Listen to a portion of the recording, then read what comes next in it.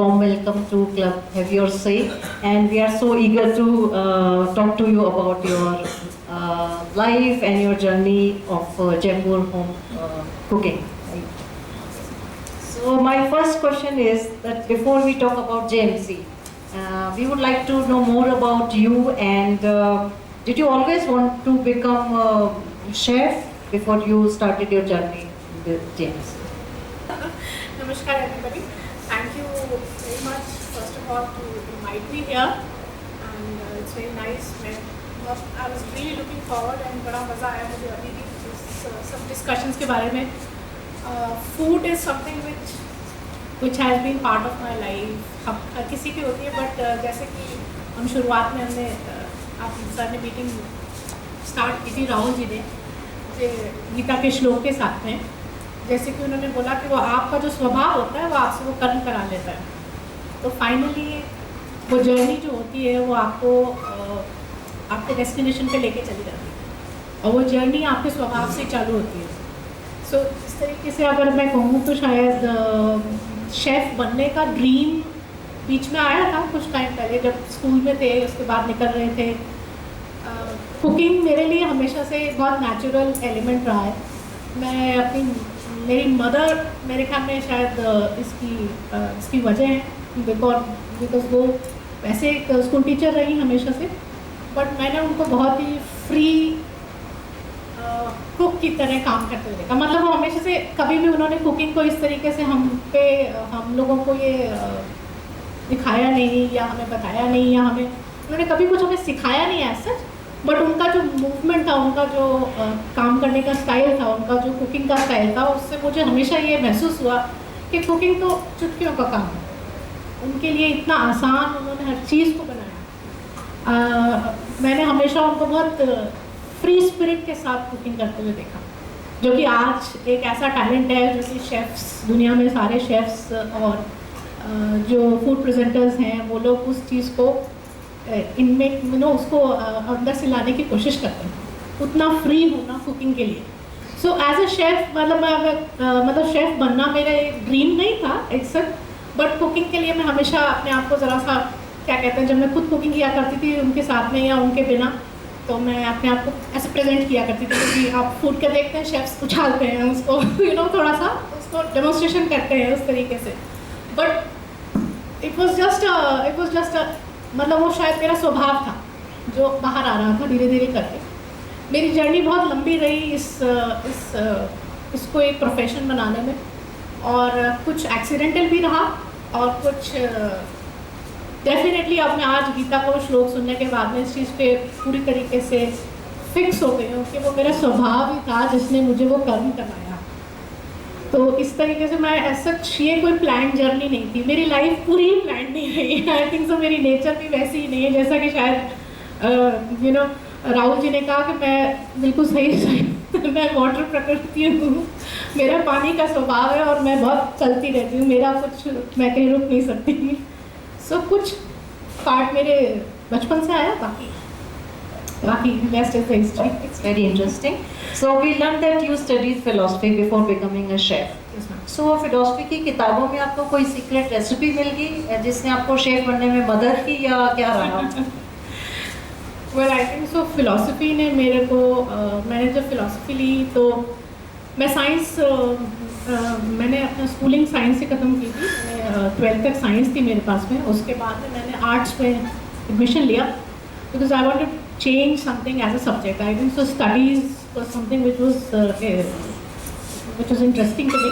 मैंने अपनी field change की, मैंने फाइन आर्ट्स ली और फिलोसफी ली. मैं दोनों ऐसी चीज़ें करना चाहती थी जो कि मुझे थोड़ा सा और मेरे क्रिएटिव स्वभाव को थोड़ा सा कुछ उभारें या कुछ मुझे समझाएं. क्योंकि मैं इस समय का जो एज होती है जब आप 18-19 साल के होते हो, जब आप कुछ ज़्यादा समझते नहीं हैं, समझना बहुत कुछ चाहते हैं. तो कुछ फ़िलासफ़ी लेने के बाद में उसको पढ़ने के बाद में जब आप बहुत दिनों तक पढ़ाई करते हो, बहुत सालों तक उसकी रिसर्च करते रहते हैं, पढ़ते रहते हैं, धीरे धीरे करके आपको एक चीज़ समझ में आ जाती है कि ज़िंदगी की हर चीज़ में फ़िलासफ़ी है. उसके बिना आपका काम नहीं चल सकता. Very true. सो यहाँ तक कि एक छोटा सा आपने ये इवेंट किया हुआ है, इसके पीछे भी एक there is a philosophy behind it. Same is with cooking. So I think so. That's how. Well said. Very That's true. the secret about philosophy behind food. So very true. So if you talk about cooking, cooking is indeed a work of passion. So यदि आप में passion नहीं है, और passion के साथ साथ patience भी बहुत ज़्यादा होना चाहिए, और एक वो भाव होता है कुकिंग में, सारी चीज़ें होनी चाहिए. But not that all think of turning it to profession. And so what made you think of becoming and take it as your profession? वैसे तो मैंने जब इसको स्टार्ट किया था, इस कॉन्सेप्ट को विजुअलाइज करने की कोशिश की थी या सोचा था, उस समय तक मुझ में इतना कॉन्फिडेंस नहीं था कि मैं ऐसा कुछ कर पाऊँगी.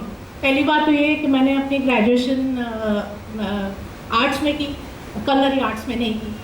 I didn't get a chance of getting into a hospitality college and becoming a professional chef. मैंने जितना भी कुकिंग सीखी या जो भी मेरा कलनरी नॉलेज है, वो सब कुछ मैंने ऑब्जर्व करके गेन की है.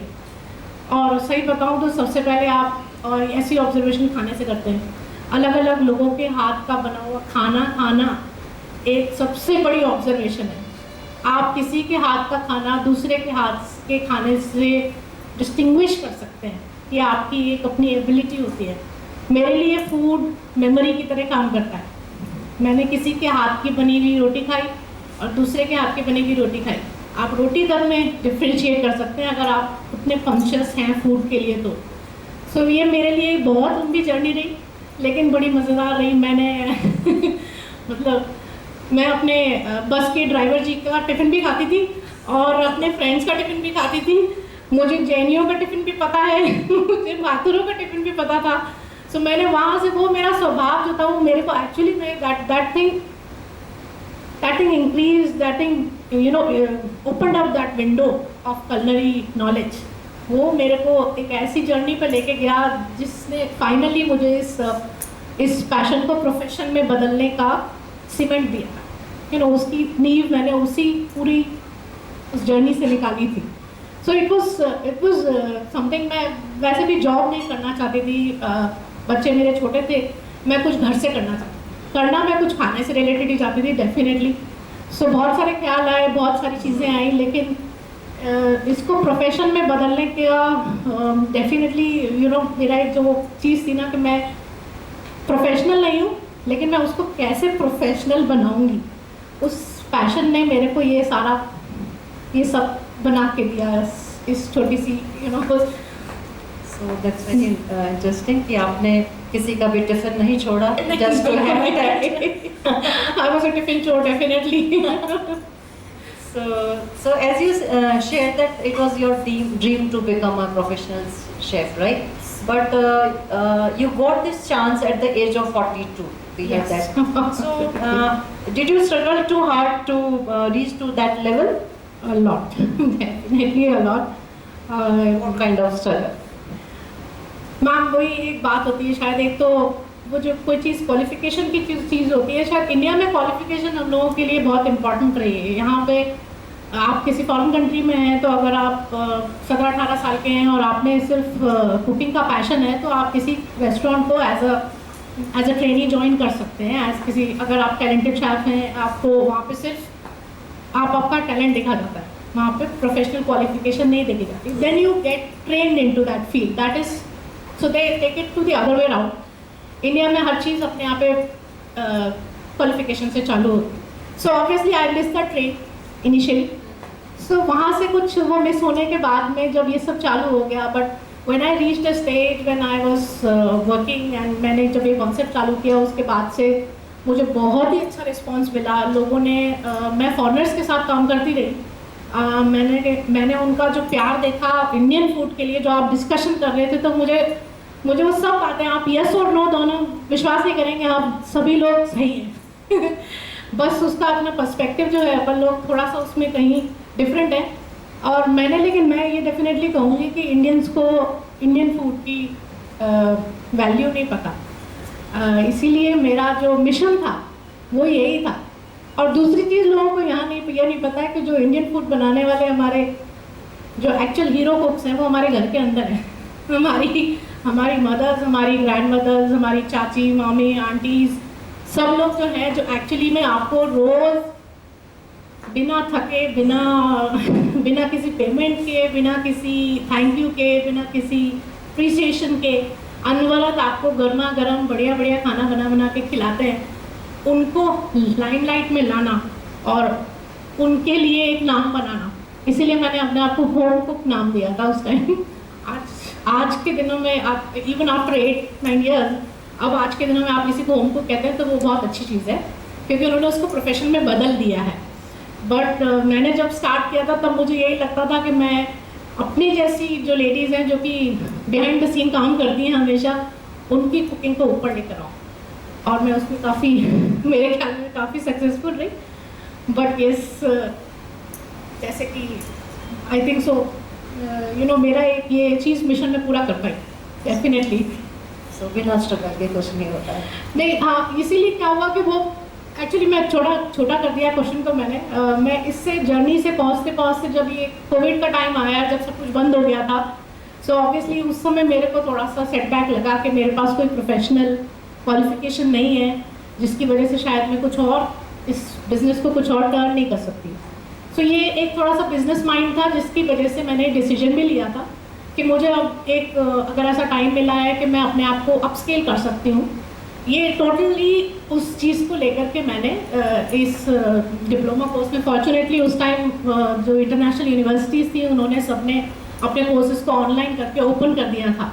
सो I got a chance of doing this 1 year diploma course and completing my professional degree also. So now I can formally call myself as a chef. So, corona काल जो है आपके लिए एक I think so, yes. Positivity लेके आया था, क्योंकि ऑनलाइन उस टाइम ऑनलाइन कोर्सेज बहुत ज़्यादा जी हमने जी भर के ऑनलाइन कोर्सेज किए हैं। That was opportunity. We had to take that kind of decision because हम जब आगे नहीं बढ़ पा रहे थे तो हम उसी जगह पे अपने आप को वर्टिकली ऊपर कर सकते थे, हॉरिजॉन्टल नहीं आगे जा सकते थे, बट ऊपर अगर हम कर सकते तो थोड़ा सा आगे वाले टाइम के लिए रेडी करना था जी।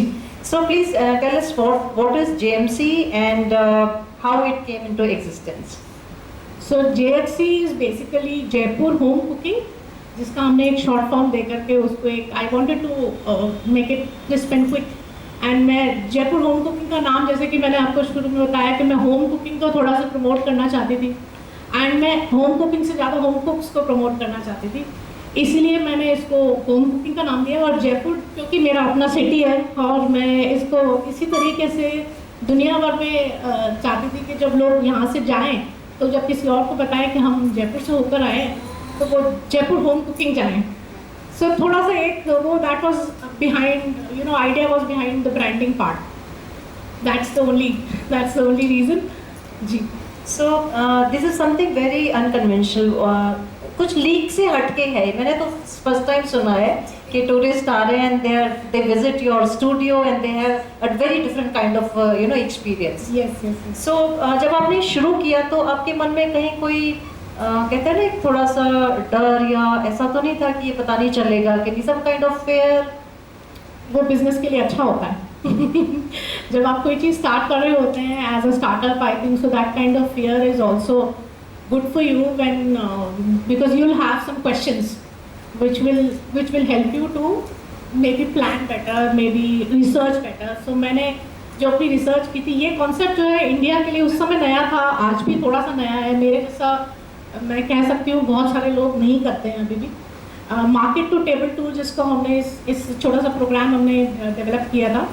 सो it's basically a 3 hours experience, culinary experience, in which जो मैंने इसको विजुअलाइज किया वो यही किया कि जैसे कि मैं आपको पहले बोल रही थी कि जैसे होम कुक्स होते हैं, मैंने इसको अपनी ज़िंदगी का एक छोटा सा एक्सपीरियंस उनको दे दिया, जो मेरी आम जिंदगी है।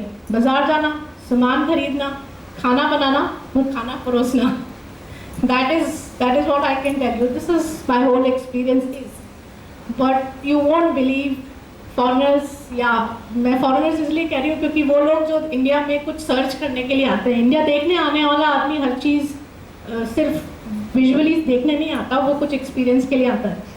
तो वो जो इस लैंड पे जब आ रहा है, जब यहाँ का खाना जिसको रेस्टोरेंट में जब वो खाते हैं तो वो they are not very happy. I am telling you, this is not what they expect. यार इंडियन खाना यही है क्या? करीज और ऐसे बड़े बड़े मसाले एंड बहुत हैवी और सब कुछ। बहुत ही ऐसी चीज़ें जो आप दोबारा से शायद दोबारा सर्व ना लें, बट अब इंडियन फूड जो है वो north to south, east to west इतना बड़ा है कि हम एज ए इंडियन हम कभी खुद भी एक्सपीरियंस नहीं कर सकते कम्प्लीटली। सो मैंने उसकी छोटी सी एक विंडो जरा सी ओपन की उनके लिए कि आप देखें कि हम घर पे क्या खाते हैं, और this is what we do a simple thali. There is no fixed menu, there is no fixed plan, there is no fixed meal, we just open up to our guest. जब आप इन्वेजन की बात करते हैं, मुझे ऐसा लगता है मैं उनको उस समय इन्वेट कर देती हूँ उनकी फूड हैबिट्स को, बिकॉज मैं उनको जो सिखाना चाहती हूँ वो यही है, आप खाने की रेसिपीज़ पे मत जाइए, आप फूड को एक लाइफ स्किल की तरह लीजिए। आपको वैरायटी मिल रही है, आप खुद कुकिंग करिए। सो मेरा टोटल जो ऑब्जेक्टिव है वो यही है कि मैं लोगों को इस चीज़ के लिए इंस्पायर कर सकूं, ये दिखाते हुए कि इंडिया में भारतीय लोग या भारतीय नारियाँ या भारतीय जो महिलाएं हैं, हम लोग घर का जो संभालती हैं खाना, वो अनवरत 365 दिन यही करती हैं, लेकिन उसमें एक पैशन है, वो इसको एक रोबोट की तरह नहीं कर सकती अनलेस एंड अनटिल उनका भी ये स्वभाव नहीं हो अंदर से कि वो गरम गरम खाना किसी को परोसे। उसके पीछे जो फिलॉसफी है और उसके पीछे जो फीलिंग है वो बहुत इम्पोर्टेंट है। हमने उस चीज़ को महसूस करना बंद कर दिया है, लेकिन वो है। आज भी जब आप किसी के हाथ से बनी हुई लगी हुई थाली आप खाते हैं और एक खुद थाली लगा के खाते हैं, उसका फ़र्क ही अलग होगा। आप एक्सपेरिमेंट करके देख लीजिए। रोज़मर्रा के दिनों में भी अगर आपको कोई खाना लगा के देता है और एक आप खुद अपना खाना अपने हिसाब से लगा के खा लेते हैं, उसका फ़र्क ही अलग। So your story must be hiding a lot of challenges. So would you like to share about those challenges in a very? पता नहीं, मुझे ऐसा लगने लगा है कि शायद दर्द जब खत्म हो जाता है तो वो दर्द रहता ही नहीं है। मुझे चैलेंजेस भी ऐसे ही लगते हैं, चैलेंजेस आते हैं, लेकिन हालांकि मैं अभी किसी बहुत बड़े मुकाम पे नहीं पहुंची हूँ। मैं अभी ज़िंदगी के एक बहुत छोटे से मुकाम पे पहुंची हूँ और अभी एक नई जर्नी मैंने स्टार्ट की है। So not as such, I think so challenges are not for me to talk about. सबके अपने अपने चैलेंजेस होते हैं, शक्ल और उनके स्वभाव बदले हुए होते हैं चैलेंजेस के। सबके साथ में सिमिलर चैलेंजेस हम फेस करते हैं जिंदगी में। So how many tourists have visited your studio so far, and from which part of the globe mainly? Well, generally I think so Europe has been my biggest client. उसमें भी अगर आप bifurcation जाएंगे तो मैं आपको बताऊं कि वो कंट्री जो खुद खाने के लिए सबसे ज़्यादा फेमस है दुनिया में, फ्रांस। मेरे 95% क्लाइंट्स सिर्फ फ्रांस से आते हैं। ऐसा कंट्री जो कि खुद कलनरी स्किल्स में नंबर 1 है दुनिया में, उनसे ज़्यादा बढ़िया खाना बनाने की कला, स्किल, जिसे कह सकते हैं, अगर आपके डॉक्यूमेंटेड स्किल अगर किसी के पास में है तो वो सिर्फ फ्रेंच है, लेकिन वो खाने के बहुत ही बड़े कदरदान होते हैं। They are really fond of food, good food. So उनके लिए जब ये एक्सपीरियंस मैंने ओपन किया था, तो मैं कुछ एजेंसीज़ के साथ काम करती हूँ। Fortunately they are all French agencies. Incidentally word of mouth के थ्रू, जैसे कि एक का एक्सपीरियंस अच्छा रहा, उन्होंने किसी और को बताया, इसी तरीके से मैं जुड़ती चली गई। बट आप मतलब शायद वो मेरे ऐसे क्लाइंट्स हैं जिनके साथ में मुझे एक मिनट भी ऐसा नहीं लगता कि मुझे कुछ ज़्यादा एक्सप्लेन करने की ज़रूरत है। वी कनेक्ट, और वो समझते भी हैं, नहीं भी समझते। कई बार वो बहुत अच्छी इंग्लिश वाले भी होते हैं, कई बार वो बिल्कुल 0-1% इंग्लिश वाले होते हैं, लेकिन खाना बनाना और खाने का ये पूरा एक्सपीरियंस जो है ये उनको कनेक्ट कर देता है मेरे साथ। क्या कभी ऐसा हुआ है कि किसी टूरिस्ट ने आपसे आपके जो सीक्रेट रेसिपीज़ है वो मांगी हो? हाँ बिल्कुल, मुझे रेसिपीज़ तो देनी पड़ेगी, और रेसिपीज़ कुछ भी सीक्रेट नहीं होती, कुछ भी नहीं होता। आई थिंक सो आप किसी के हाथ को नहीं चुरा सकते, उसकी सिर्फ रेसिपीज़ को चुरा सकते हैं। Very true. सो आपका जो स्टूडियो है, is it open for non tourist also like we people? You are most welcome, and maybe someday we can have a small meetup there and do a cooking demonstration and something which is more interactive, not as me cooking, but that's what I do. मेरा मैं आपको वो बात बताना तो भूल ही गई कि ये it's not a place where I stand and cook. So I don't work as a chef there. I work as a chef instructor there. So मेरे लिए जो मेरे clients आते हैं, सारा from cutting to chopping to cooking to eating. That's a very smart work, I think. So it's totally done from their hands. So मुझे मैं उनको उनके हाथ का जादू की फील देना चाहती हूँ कि आप भी ये कर सकते हैं. Lovely. So before we wind up, what do you think of today's debate topic? आपने देखा कि so उसके बारे में आपका क्या कहना है? टॉपिक बहुत अच्छा है, टॉपिक बहुत ही ऐप्ट था, लेकिन मुझे ऐसा लगा आप सभी लोग थोड़ा सा डिविएट हो गए थे. आप उसको इन्वेजन से हेल्थ और नॉन हेल्थ में ले गए थे, जबकि वो बात नहीं थी. इन्वेजन की बात करूं, अगर मैं 2 मिनट उसके लिए अगर बात करना चाहूँ इसी टॉपिक के बारे में, तो इन्वेजन को आप फूड इन्वेजन को इंडिया की भारत की संस्कृति से बाहर नहीं कर सकते. पिछले 5000 साल में कई हज़ारों सालों से हम पे इन्वेजन्स हुए हैं फूड के.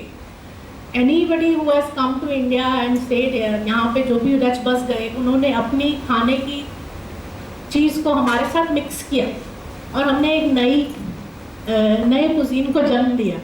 आज आप जो रोटी के लिए अपन इतनी नॉर्थ इंडियंस इतनी प्राउडली बात करते हैं, ये हमारी है ही नहीं है. तो हमारा क्या है? हमारा कुछ भी नहीं है. सो इसलिए इन्वेजन के लिए आप घबराएं नहीं. इन्वेजन फूड इन्वेजन कुछ नहीं हो सकता. ये एक मिक्सिंग हो रही है, ये एक ट्रांसफ्यूजन है. इसका जब एक ब्लड से दूसरे ब्लड में जाता है तो उसको आप ट्रांसफ्यूजन कहते हैं, लेकिन वो ब्लड आपका बन जाता है. उसी तरीके से फूड है. जैसे कि जो पारसीज की एक बड़ी छोटी सी कहानी फेमस है, आई थिंक बहुत लोगों ने सुनी होगी, कि वो जब इंडिया आए थे पहली बार, तो वो चीनी का एक मर्तबान लेके राजा के पास आए थे और उन्होंने कहा था कि अगर आप हमें यहाँ रहने देंगे तो हम इस चीनी की तरह रहेंगे. तो उन्होंने कहा था चीनी का क्या मतलब हुआ? उन्होंने कहा आप ऐसा कीजिए, पानी मंगाइए और इस चीनी को इसमें घोल दीजिए. क्या आप चीनी और पानी को अलग कर पाएंगे? नहीं. हम उसी तरीके से. So food as a culture जिस तरीके से डेवलप हो रहा है, हम 100 साल की बात कर रहे हैं तो हम ब्रेड की बात कर रहे हैं. आज से हमारे से आने वाली जनरेशन 100 साल बाद में बात करेंगी तो किसी भी चीज़ की बात नहीं कर पाएंगी. अगर हम उनके लिए, आज हम खीर खा रहे हैं, खीर हज़ारों सालों से भारत में बनती भी आ रही है, लेकिन खीर जैसा डिश सारी दुनिया में, आपको विश्वास नहीं होगा, आप पुराने किसी भी सभ्यता में जाएंगे, आपको खीर जैसी एक डिश मिलेगी, आपको समोसे जैसी एक डिश मिलेगी. सो इसलिए आप किसी भी चीज़ को अलग नहीं कर सकते. खाने की हैबिट्स हवा से ज़्यादा तेज़ फैलती हैं और लोग जो भी कुछ अच्छी चीज़ें होते हैं उसे पकड़ लेते हैं. पिज़्ज़ा और पास्ता इंडिया में पॉपुलर इसीलिए हुआ क्योंकि हम वेजिटेरियन हैं. This is the only food which was purely vegetarian and it became so popular in India. So खाने की गलती नहीं है, खाने वालों की गलती है. अगर वो ज़्यादा खाते हैं तो इसमें ना किसी कल्चर की गलती है, ना किसी कंट्री की गलती है, ना किसी ब्रांड की गलती है. फूड हैबिट्स बनाना ये अपनी चॉइस है. So we have to be more conscious. That's where the food philosophy comes. So if we change the way we think about food, we will be able to have a balanced life. So very true. So thank you so much for coming and sharing your journey with Club Have Yours. Thank you so much. Thank you so much, everybody.